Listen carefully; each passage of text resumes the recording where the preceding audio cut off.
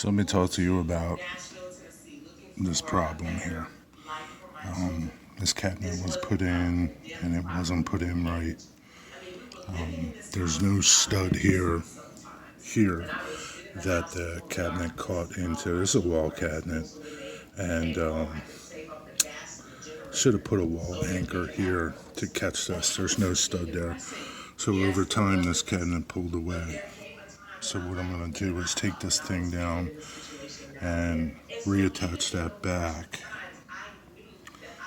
and then put a wall anchor in there to catch it. It's catching one stud right there. And what it did was pulled its neighbor cabinet apart as well. So I got to take that down and glue that back together.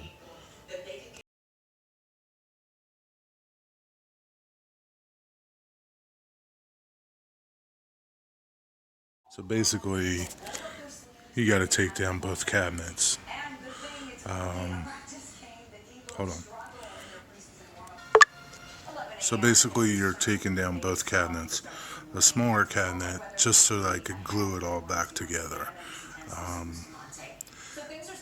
If it's a clean break from the carcass of the cabinet, the face frame, and the sides, you can glue it back together. If it's a bad break, most likely, if the sides are fractured, there's not much there to hold it together. But if you're lucky, you can glue it together and clamp it. I like to use this quick and thick glue because it doesn't run. So this is the back of the second cabinet. See, it runs a little bit, but I wanted to put a lot of glue in there and clamp up this back. So what I did was ran a lot of glue inside here. You can see glue squeeze out down there. And then I put glue into this nailer strip on the face of this nailer strip to glue that back to the cabinet itself. And just put some clamps on there. Let this glue set up. It sets up in like 15-20 minutes, but I'm going to give it a little longer. And so let me talk to you about toggle bolts, anchors. In my opinion, these are the best anchors out there. They'll hold 238 pounds. They have a 1/4-inch anchor. These are 3/16. I think the 1/4-inch anchors hold. This is the whole rating of this 3/16 toggle. In 5/8 drywall, 356 pounds. So in metal studs, it's going to hold a little more than wood studs. But they have a 1/4-inch thread that holds, I don't know if it holds twice as much, but it might hold like 375 pounds or something like that. And over, probably in concrete block even more. But these are the best type.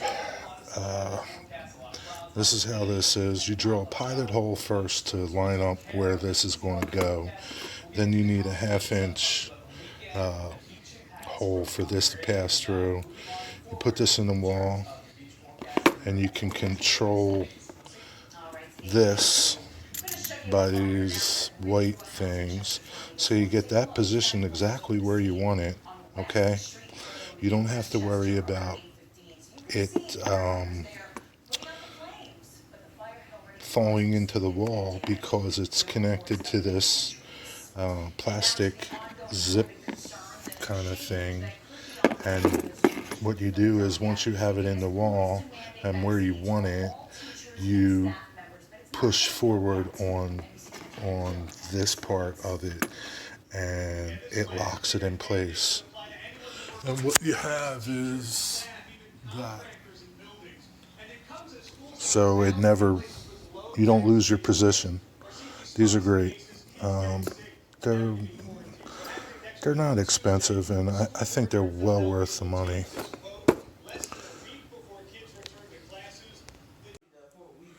So what I did was put this cleat here. I screwed from the bottom and screwed from the back, and that kind of keeps that back in while the glue dries. Keeps this in while that glue dries really good overnight. That's it. So there's a Hillman anchor, top and bottom. This thing is pretty solid. It's not going anywhere. Got this back together, so it's all good.